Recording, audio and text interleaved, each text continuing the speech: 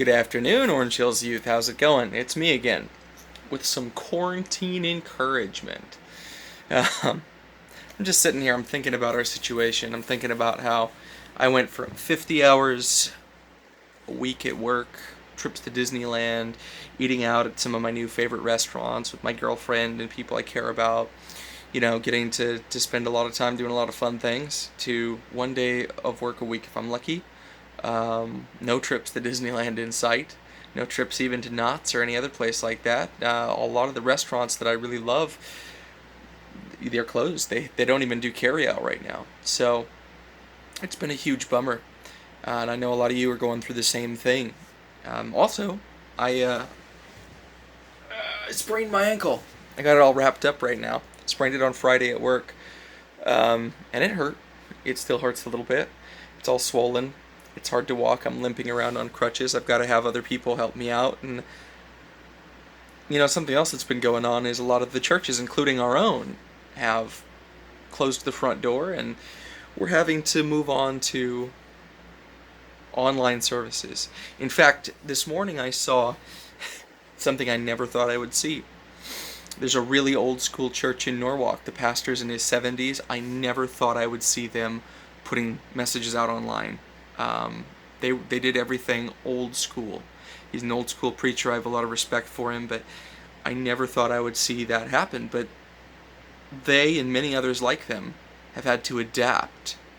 I've had to adapt. We're all having to adapt to our current situations. And that actually makes me happy.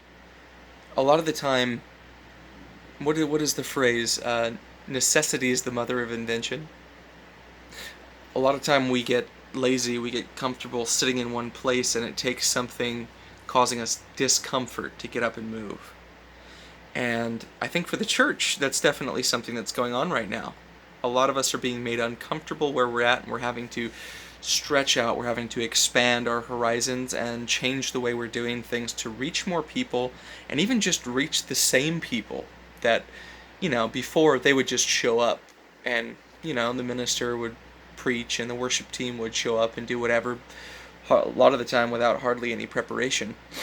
And now it's forcing us to really buckle down and really put work into church again and try new things and try different outreaches, and I think that's great. But we, like the churches, like the businesses, we as individuals need to also adapt. I wrote a bunch of this down. I don't want to read it word for word, but we, like them, must adapt to our often uncomfortable and changing world. But never lose sight of our goals and who we are. Our lives are just so busy, noisy, and crowded. What we should be doing is taking this time to get to know ourselves better and get to know God and have a relationship with Him. We should be using the quiet to listen to God and learn to hear His voice.